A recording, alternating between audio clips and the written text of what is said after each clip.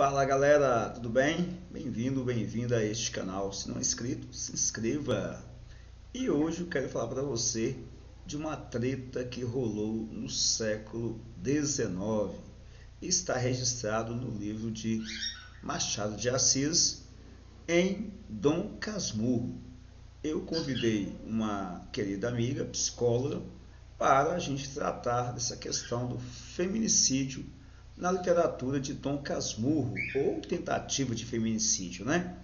Então, a gente vai debater esse assunto sobre Capitu e Bentinho. Fique ligado aí.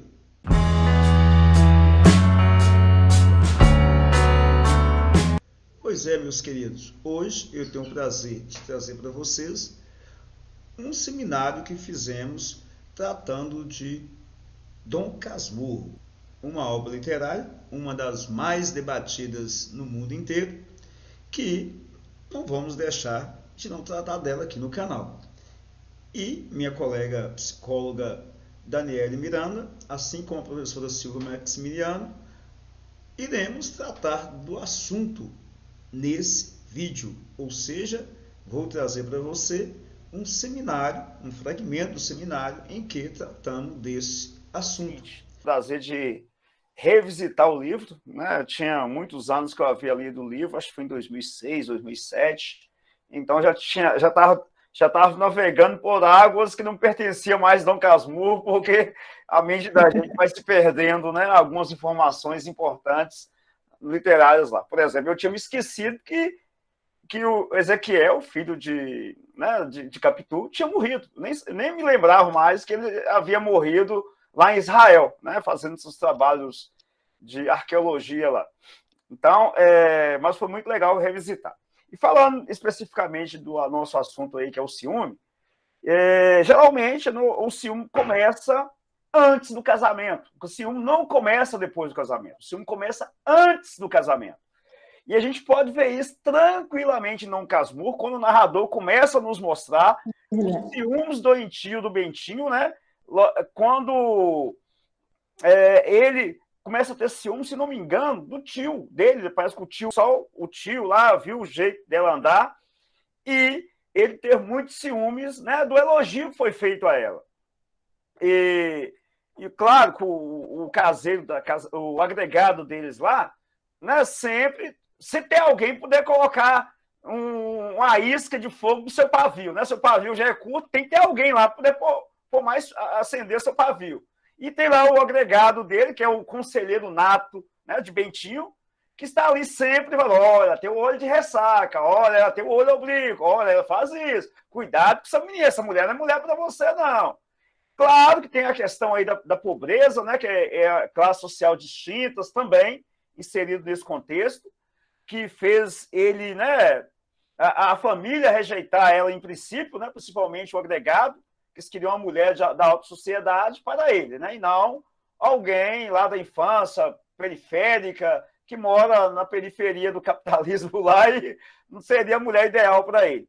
Mas, assim, dentro do contexto que você está tratando, do ciúme, então é muito importante observar isso. Lá foi bem claro deixado pelo narrador, por Machado de Assis, que os ciúmes começa antes do casamento. O então, Bentinho só não matou o Capitu porque ele é um frouxo, porque ele é um cara que ele não tem atitude nenhuma. Ele não é homem, né? Não é homem. Desde cedo ele nunca foi homem. Então, por isso que ele não matou ela. Quando ele foi lá no teatro, que ele viu lá o preparo, como fazer para poder matar a esposa, fulano de tal podia matar ela para mim, né? Porque eu não tenho coragem, porque ele não mata ela para mim. Senão nós ia termos, se não fosse a frouxidão dele, né, aquele cara que não tem atitude nenhuma, é o agregado, tem que ficar dando conselho o tempo todo, tínhamos um feminicídio lá na literatura. É verdade, Geraldo. E primeiro ele pensa em se matar, né? Ele colocou veneno no café, e aí o filho bate na porta, ele pensou em dar esse café para o filho, e aí ele não teve coragem, né? É uma pessoa que, se ele tivesse mais atitude, com certeza a gente teria um desfecho aí de feminicídio mesmo. E o que o Geraldo falou sobre que começa muito antes, né, de um casamento, vocês guardem isso para vocês, gente. vocês começarem algum namoro, que vocês já comecem a perceber, né? Um ciúme doentio já é caso de se pensar. Cara, igual a Dani falou, que pode ser surgir da mulher também. A pessoa namorar uma moça extremamente ciumenta, extremamente possessiva, assim, a ponto de ela perder o controle, né? Então, ela falava assim, deixa eu ver seu celular. Se ele falava assim, Ana, aqui no meu celular não tem nada. Ela já pegava um copo e já jogava no chão. Eu quero ver. Já quebrava uma coisa dentro de casa, sabe? Aqui na minha casa ela chegou a quebrar as coisas. Então, eu fiquei muito assustada com aquele comportamento. Eu conversei com ele. Falei que, olha, você está vendo o comportamento dessa moça antes de casar? Como que ela já tem uma situação doentia? Né? Então, assim, e aí ele viu que não ia dar certo, terminou. No dia que terminou, ela pulou no pescoço dele, quebrou tudo que você imaginar. Mas, assim, aí a gente estava junto, né? E aí tentou apaziguar, mas talvez se estivesse sozinha, ela poderia, às vezes, até fazer uma denúncia, falar que ela que apanhou dele. Ela se arranhou toda. Né? Então, o nível de ciúme, de descontrole, é uma pessoa que precisa de ajuda. Então, isso começa antes de casar. Então, se você está vendo esse contexto, você começou a namorar alguém, você vai querer casar com essa pessoa? Você já tem que correr dessa pessoa. Ela já está dando indício que ela vai te dar problema se você casar com ela. E às vezes não precisa nem chegar ao nível do casamento, né? Mas o relacionamento, né? Se relacionar com uma pessoa assim, não dá certo. Por quê? Ela vai querer te aparar de todas as formas. Ela vai falar da sua roupa, ela vai falar do seu cabelo, ela vai falar de quem que você está, com quem você está conversando. O celular hoje, né, é um item aí de fidelidade, né? Se a pessoa não entregar a senha do celular, né, aí já é uma guerra, né? Então, assim, o celular hoje virou um sinônimo de prova de amor, né? Então, olha só, o que a Silvia está dizendo aí, um exemplo, né? Aí é um exemplo contrário, né? Da menina da mulher da menina com o rapaz, né? Então, sempre há indícios, né? Eu sigo um psiquiatra que fala que o divórcio começa no namoro. Então, observe sinais, né? Você não precisa casar, né, para poder saber disso. Mas se você observar esses sinais, né, de relacionamento que não está dando certo, que a pessoa não confia em você, que ela quer saber o tempo todo onde você está, que fica ligando o tempo todo para você, onde você está? Com quem que você está? O que você está fazendo? Ah, me manda uma foto aí de onde você está. Você está em casa? E aí começa isso são sinais de uma pessoa que não dá para relacionar, uma pessoa insegura, uma pessoa que não vai te dar paz. Às vezes, gente, eu já fui, né, da idade de vocês, e eu passei por isso. Às vezes a família consegue enxergar melhor o que é aquela pessoa. E às vezes quando vai falar, você fala assim, nossa, mas meu tio tá muito chato, nossa, mas a minha mãe tá pegando no meu pé. E às vezes eles conseguem, né? Então, eu passei por isso, eu não tive essa visão. Eu lembro que o meu tio não foi no meu casamento. Ele falou assim, eu não vou ir no seu casamento, porque eu não vou compactuar com esse casamento, porque esse homem não presta. Você vai ter problema. Mas eu achava assim, que o meu tio era ignorante, eu não queria enxergar. E hoje eu falo para vocês, enxergue, escute o que a família está falando. Eu tive um casamento ruim, eu apanhei, ele tinha ciúme de tudo, né? E aí ele me traía, né? O ciúme dele, ele achava que eu traía ele me traía, ele me batia. Então eu passei por tudo isso porque eu não quis ver. Né? Os indícios estavam, minha família alertou e mesmo assim eu me casei. E foi uma relação de muito sofrimento que eu tive. E foi difícil para mim poder sair. Né? Graças a Deus, eu consegui sair, mas assim, eu fui ameaçada muitas vezes. Então, eu tive muito medo. E não era tão frequente essa questão de feminicídio igual agora, né? E naquele momento eu passei muito medo. Né? Então, assim, escuta, né, o outro. Os indícios, né? Quando alguém te fala, porque alguém já percebeu alguma coisa. Que é o contrário também. Quando a pessoa perceber que ela tem essa impulsividade da questão do ciúme, ver que isso está muito exacerbado, procurem tratamento quanto antes, né? E quanto mais cedo, melhor, para tentar compreender o porquê desse sentimento e como cuidar desse sentimento, né? para não chegar ao máximo, assim, de terminar a relação, né?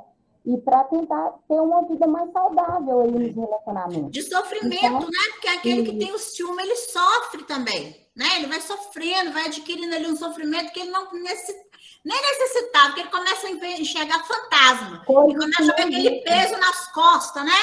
E vai jogando, e vai jogando. Então, você vê que você é uma pessoa muito ciumenta, que você, em alguns momentos, nos seus relacionamentos, você está perdendo o equilíbrio, procura ajuda. Essa fala é super importante, Girlene, Silvia, porque às vezes a gente acha que o defeito está só no outro, né? Mas às vezes nós também temos esse defeito, né? E olhar para si e observar também é um caminho importante, porque a gente tomar a decisão de, nossa, realmente, eu preciso de ajuda. Eu não posso continuar dessa forma porque isso não é saudável. E procurar ajuda. Hoje tem formas de serem ajudados. A psicoterapia é um caminho interessante para o autoconhecimento, para você observar a si mesmo e melhorar aquilo que precisa ser melhorado e potencializar as suas qualidades. Então, isso é bacana mesmo. Olhe para si, será que eu sou uma pessoa assim? Será que o meu ciúme eu não consigo controlar, né? A ponto de eu causar sofrimento a outras pessoas também? Porque o sofrimento ele vai existir para aquela pessoa e vai existir para quem está em torno, né? Então, será que realmente eu preciso? Começa a pensar, porque às vezes a gente não aprende a lidar com esses sentimentos, né? Eu falo muito que nós não aprendemos a lidar com as emoções. O que nós aprendemos é, por exemplo, só as emoções positivas, tipo alegria, né, o amor, mas as que são difíceis de lidar, tristeza, né, a gente lidar com a frustração, a gente não aprende a lidar com isso. A nossa família, né, que é o nosso meio social, o nosso primeiro meio social, nós não aprendemos a lidar com isso. Muitas vezes a gente escuta, engole o choro.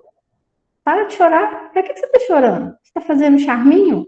A gente não aprende a lidar com as nossas emoções. Então, às vezes, não é porque você é uma pessoa ruim, não, é porque você precisa aprender a lidar com esse comportamento. Porque você não aprendeu, né? Você não foi ensinado no contexto em que você está, não foi ensinado a lidar com isso. Então, é necessário olhar para si, observar essas situações e melhorar, né? Porque, como eu disse, nós somos seres de evolução, né? Hoje a gente tem uma situação, mas amanhã a gente pode ser diferente, porque a gente pode melhorar. Então, olhe para si e, se necessário, busque ajuda. E o que a Silvia falou a respeito de ouvir os mais velhos, né? O que mãe fala normalmente costuma acontecer, né? Parece que quando a mãe fala alguma coisa, parece que vira sentença, né? Mas não é. A gente pensa assim, nossa, minha mãe tá chata, meu pai tá chato, mas não é isso. É porque os nossos pais, eles têm experiência de vida que nós não temos. Então, eles sabem coisas que nós não sabemos.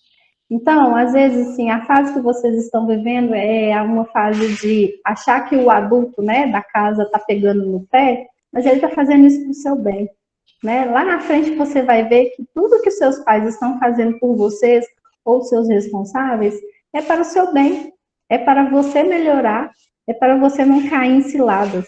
Então, atente-se a quando alguém falar com você, cuidado, esse relacionamento não está legal. Observe para que você não caia em situações desagradáveis como essas. Porque o sofrimento ele pode ser evitado se você observar esses sinais. Chegamos ao final. Queria agradecer muitíssimo a Daniele, mais uma vez, participar com a gente aqui. Foi maravilhoso ouvi-la. Obrigado a Silvia por contar, trazer essa experiência dela aí que ilustra muito bem. Nós pegamos aí algo, né, ficcional, jogamos no real, que é a vida da Silvia. Obrigado a Gi, obrigado ao pessoal que participou aí. Foi muito bom, né? Porque a gente tem muito essa questão, mas isso aí na ficção. Não, a gente está falando da ficção, está trazendo a ficção para o real. Deixa eu ver o que a Catherine falou aqui. Pois é, Catherine, a gente tem feito, né, Silvia, dentro das possibilidades, a gente tem tratado de temas assim, né? Isso aí é para a nossa vida. Eu acho que quanto mais cedo a gente aprender sobre isso que a Silvia contou, que a Daniele colocou, que a Gislaine colocou, Girlene colocou, é importante para a gente, quando crescermos, ter uma formação mental baseada numa teoria, baseada numa experiência que muitas vezes nós não tivemos na adolescência.